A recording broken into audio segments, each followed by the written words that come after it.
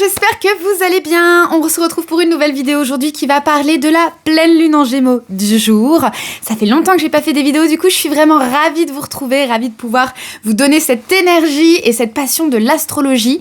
Parce que comme je dis toujours, ce qui se passe en haut est comme ce qui se passe en bas, donc ce qui se passe dans le cosmos à l'extérieur de nous vient refléter ce qui se passe dans notre cosmos intérieur.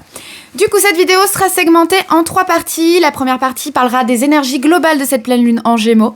La deuxième partie vous aidera à trouver dans votre thème astral où se trouve votre zone Gémeaux et donc mieux comprendre un petit peu dans quelle zone de votre vie cela va avoir des répercussions.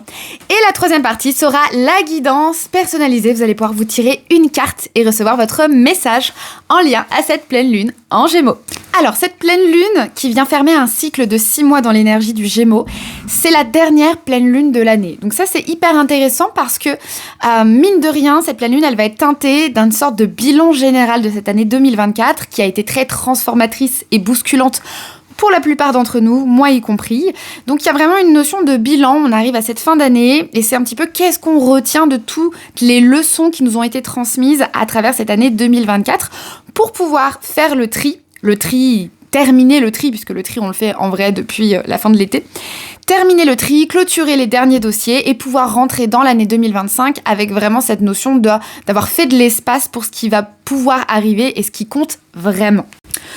Le Gémeaux, c'est un archétype en lien avec le mouvement, la stimulation intellectuelle, la curiosité. C'est un signe d'air, c'est un signe qui est vivifiant, qui a toujours besoin de se sentir stimulé, qui a besoin de multiplicité, que ce soit dans ses relations, dans ses hobbies. Voilà, la planète maîtresse du Gémeaux, c'est Mercure, hein, donc on est sur quelque chose de très mental. Et il y a un besoin de tout tester, de tout essayer, de ne se fermer aucune porte, de s'empêcher aucun choix. Le Gémeaux, l'une de ses ombres, c'est la superficialité. C'est-à-dire qu'à force de vouloir être partout, il s'éparpille. C'est l'éparpillement, l'ombre du Gémeaux. C'est-à-dire qu'on est sur 10%, un peu partout, mais on s'autorise pas à aller vraiment à 100% sur quelque chose qui compte vraiment pour nous. Et donc ça, c'est hyper intéressant parce que ce que je ressens de cette pleine lune en Gémeaux, qui est donc fait acte de bilan pour cette année 2024, elle vient vraiment vous poser la question de savoir qu'est-ce qui compte vraiment pour vous. En plus, on arrive dans la période estivale des fêtes de fin d'année qui, normalement, d'un point de vue cyclique et d'un point de vue de la nature, nous demande de ralentir, nous demande de vraiment venir dans un espèce de cocooning intérieur où voilà, les jours sont beaucoup plus courts, la nuit arrive plus vite, il fait froid, on a besoin d'être chez soi, dans son intériorité, de prendre du temps pour soi, on est plus vite fatigué, on manque de vitamine D, on a moins de soleil, on a moins de lumière, donc c'est vraiment un moment où normalement on s'endort, on hiberne comme les animaux, mais dans notre société actuelle, les fêtes de fin d'année, c'est devenu quelque chose de très effréné. On est dans une course effrénée, on voit énormément de monde, c'est bruyant, il y a beaucoup de lumière, on est surstimulé en permanence. Et donc cette pleine lune en Gémeaux qui arrive à l'aube de ces fêtes de fin d'année, elle pose vraiment la question de savoir qu'est-ce qui compte vraiment pour toi actuellement.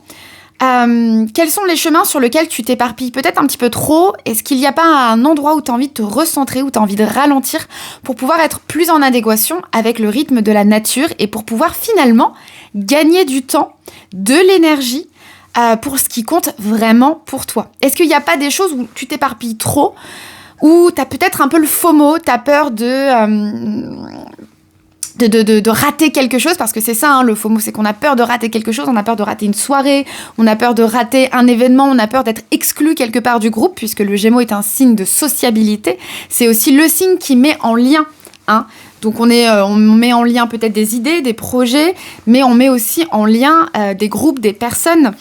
Donc le Gémeaux, il a besoin de se sentir entouré quelque part, même si dans ces liens, il peut être très superficiel, c'est-à-dire qu'il peut avoir énormément d'amis, énormément d'amitié, mais finalement, est-ce que quelqu'un le connaît réellement et rentre vraiment dans...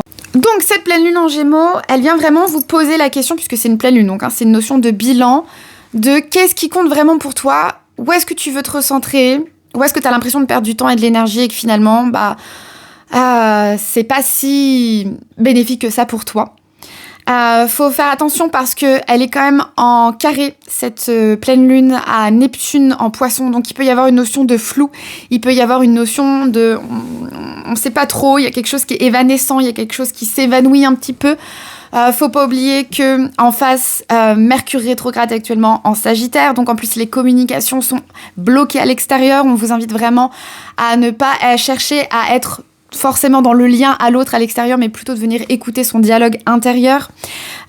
Jupiter rétrograde aussi actuellement en Gémeaux, donc il y a vraiment une notion de faire attention à la multiplicité de tout ce qui va être les discours, les dialogues, les liens, ce truc qui va créer une espèce d'effervescence dans votre vie où vous allez être partout. Vous allez avoir besoin d'acter dans la matière, peut-être plein d'obligations, faut faire les courses de fin d'année, il y a les cadeaux, et puis il y a les anniversaires, et puis là il y a la soirée de machin, et puis là j'ai ce projet à finir, et puis... et à un moment on étouffe. Voilà, donc cette pleine lune en Gémeaux, elle vous invite à prendre le temps de relâcher, de redescendre. En face, le soleil est en Sagittaire, donc le soleil en Sagittaire, il a des envies de grandiose, il a besoin aussi de savoir vers quelle direction il va tendre son arc pour pointer sa flèche, et il attend de savoir ce que le Gémeaux décide, ce que la lune en Gémeaux décide en face, pour pouvoir vous aider à l'extérieur ensuite à aller vers une quête beaucoup plus précise, aller dans un cheminement qui sera certes peut-être un peu frustrant au début parce qu'on a l'impression de devoir renoncer à plein de choses, mais qui sur le long terme sera beaucoup plus bénéfique et fructifiant parce que au lieu de vous éparpiller et d'avoir votre cerveau qui est surstimulé et qui finalement désature votre système nerveux et vous rend complètement... on voit ça avec les réseaux sociaux, hein, je veux dire quand on scrolle pendant des heures sur les réseaux sociaux, je sais pas si ça nous apporte énormément finalement d'un point de vue de l'âme, mais par contre on a l'impression que ça génère des petites pics de dopamine où on se sent vivant, mais c'est illusoire, c'est fake. Le Sagittaire, il attend justement que vous preniez des décisions, que vous fassiez du tri, que vous fassiez du vide, que vous vous décidiez vers un chemin pour pouvoir approfondir ce chemin et vous sentir peut-être beaucoup plus en adéquation avec ce que vous êtes à l'intérieur. En plus, dans tout ça, faut pas oublier qu'il y a Mars qui rétrograde actuellement en Lion, donc, et qui en plus est en sextile avec Mercure rétrograde en Sagittaire. Sextile ou trigone? Non, trigone, je crois que c'est trigone. Du coup, forcément, attention à l'ego, attention au quiproquo, attention au dialogue qui s'enflamme. Faut vraiment chercher l'harmonie, faut vraiment chercher à être dans la coopération plutôt que la dualité, plutôt que la confrontation. Pour cette fin d'année, on le sait, les fêtes de fin d'année, ça peut être parfois, ça peut générer des tensions à table parce qu'il y a plusieurs générations qui sont réunies autour d'une même table, plusieurs façons de penser. Et le Gémeaux, c'est aussi ça. Le Gémeaux, il a cette capacité, par contre, à accepter qu'il y ait plusieurs discours, qu'il y ait plusieurs vérités qui existent et qui coexistent entre elles et que l'une ne vaut pas mieux que l'autre. Là où, par contre, le Sagittaire dans son ombre peut être très intolérant parce qu'il pense qu'il a la vérité unique et il veut l'imposer aux autres. Donc ça va être intéressant aussi voilà, pour ces fêtes de fin d'année de trouver l'équilibre et l'harmonie et d'être plutôt dans une forme de coopération sans toutefois non plus s'effacer complètement parce qu'un Mars rétrograde peut avoir du mal à aller au conflit, peut avoir du mal à poser ses limites, à dire non. Donc il y a une notion vraiment de bien doser, de trouver le bon dosage, et pour ça, je pense que c'est vraiment inhérent avec l'idée de ralentir, de s'autoriser à prendre du temps pour soi, à savourer cette période hivernale qui arrive comme quelque chose de réconfortant, de cocooning, il y a besoin de se régénérer à cette période de l'année. On vient quand même d'affronter 2024, qui était une année sportive à bien des égards. Je pense qu'on est beaucoup à être sur les rotules sur cette fin d'année 2024, donc prenons le temps aussi de nous reposer pour pouvoir ensuite ne pas être dans une surtension interne, ne pas être trop déséquilibré au niveau de notre système nerveux qui fait qu'à la moindre stimulation, paf, on part. Maintenant pour la deuxième partie de cette vidéo, très rapidement, comment vous pouvez personnaliser ce message et toutes ces énergies que je viens de vous partager, dans quel domaine de votre vie, chez vous ça va être mis en lumière. Il suffit de regarder dans votre thème astral dans quelle maison se trouve l'énergie Gémeaux. Une fois que vous avez trouvé cette maison, vous allez pouvoir regarder les mots-clés qui sont caractérisés pour la maison. Par exemple, la maison 1, c'est la personnalité, c'est le moi. La maison 2, on va parler de la maison de l'argent, des possessions, des biens matériels, de l'estime de soi. La maison 3, ça va être la maison de la communication. La maison aussi de l'éducation jusqu'au bac. La maison des frères et sœurs. La maison 4, c'est la maison de votre enfance, de votre foyer, de ce qui se passe à l'intérieur de vous. Ça va être aussi une maison un peu transgénérationnelle. Qu'est-ce que vous héritez de vos ancêtres? Donc ça peut être le passé qui refait surface, quelque chose en lien avec la famille. La maison 5, on va vraiment être sur une maison de plaisir, de joie, de créativité, d'enfant intérieur. La maison 6, la maison de la vie quotidienne, de la routine, du travail quotidien, comment vous prenez soin de votre corps. La maison 7, la maison des relations, la maison de l'autre, la maison... ça peut être la maison du couple quand vous vous installez dans quelque chose d'engageant.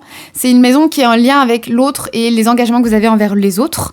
La maison 8, la maison des morts, renaissance, ces moments où vous avez besoin de vous libérer d'une vieille peau pour renaître à vous-même. C'est la maison des épreuves, c'est aussi la maison du transgénérationnel. Encore une fois, des choses qu'on peut hériter, mais qui sont cachés, qui sont tabous, dont on n'a pas conscience dans notre arbre généalogique.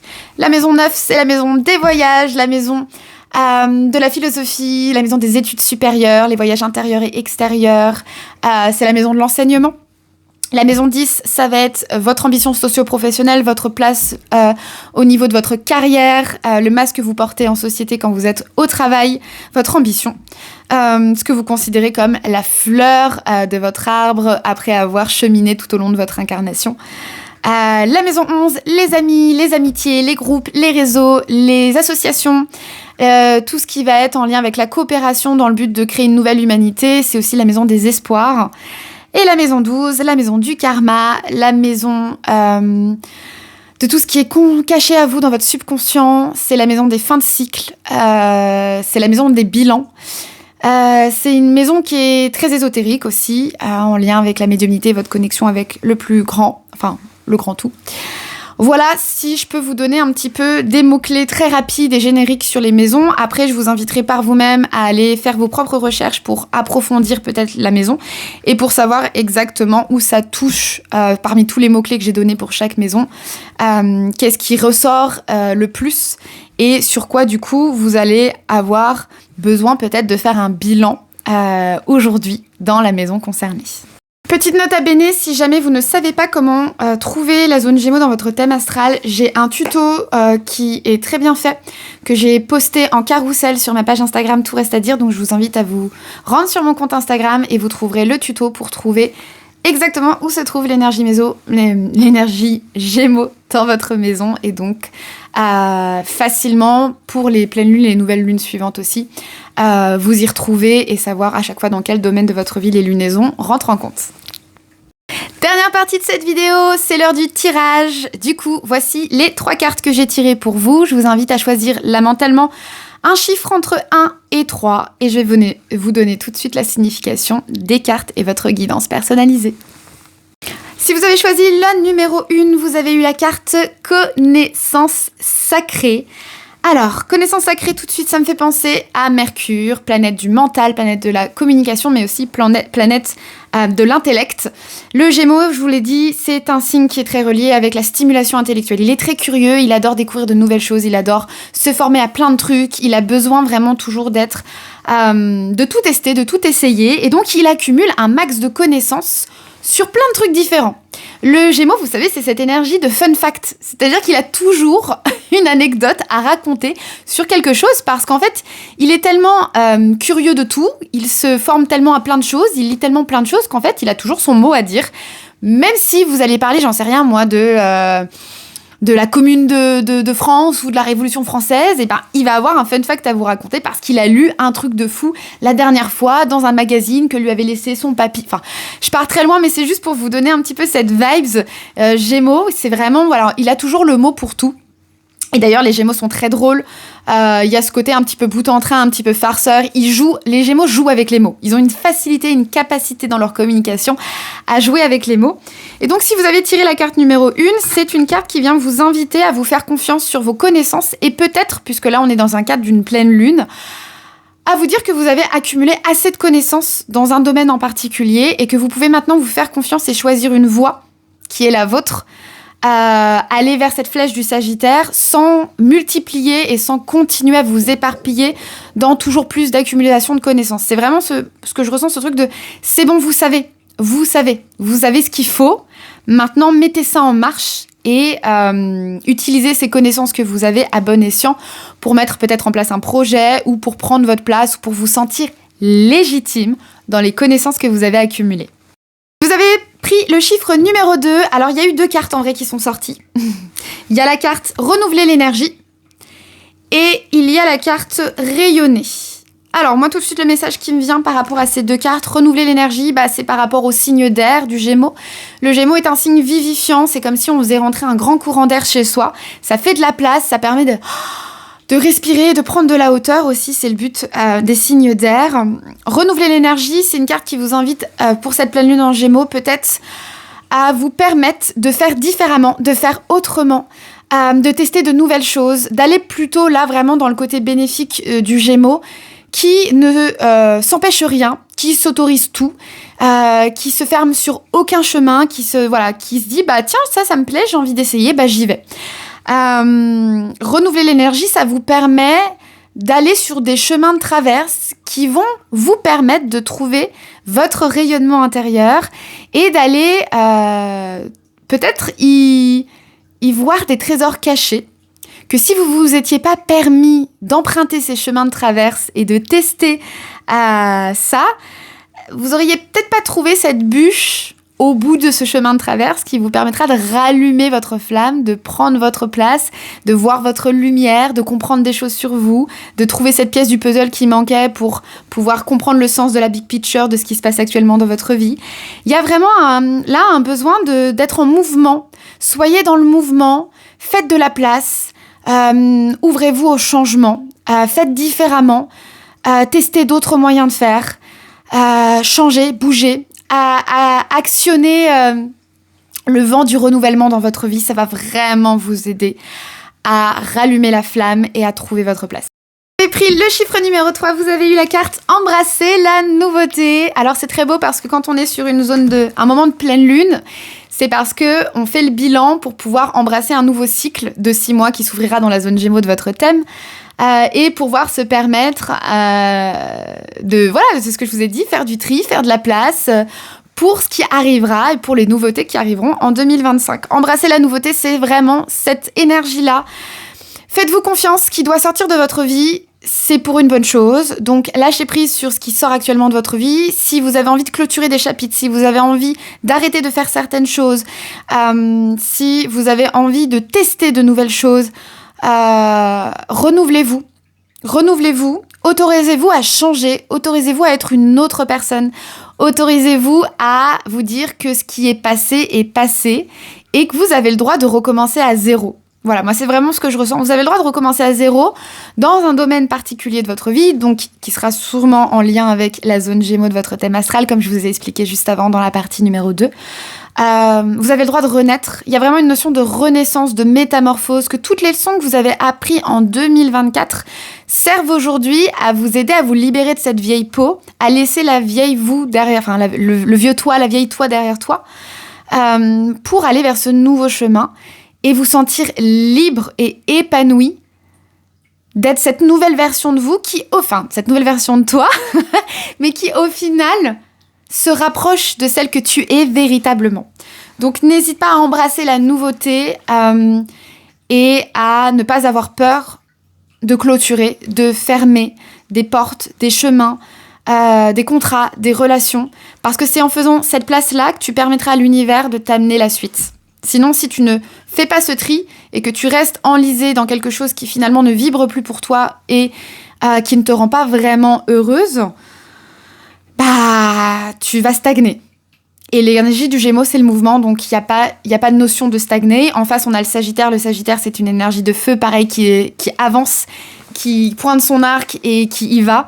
Donc voilà, il n'y a pas de stagnation là pour cette fin 2024. C'est continuer à suivre le mouvement pour pouvoir embrasser totalement tout ce qui arrive pour toi en 2024.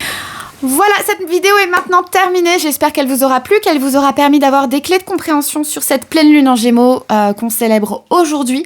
Comprendre un petit peu mieux les énergies peut-être dans lesquelles tu te sens, qui t'entourent depuis quelques jours. Faut savoir qu'une pleine lune, elle s'active 3 jours avant et elle reste active jusqu'à 3 jours après. Donc on sera vraiment dans ces énergies jusqu'à à peu près mercredi. Voilà, j'espère que la guidance t'aidera aussi à y voir plus clair sur ton chemin et pour ce bilan de fin d'année. Je te souhaite de très très belles fêtes justement de fin d'année. Plein de bisous, on se retrouve très vite pour une vidéo et n'hésite pas si ça t'a plu à mettre un petit commentaire juste en bas pour souligner mon travail et m'aider à rester motivée pour continuer à vous abreuver de toutes ces guidances. Voilà, plein de bisous et à très vite.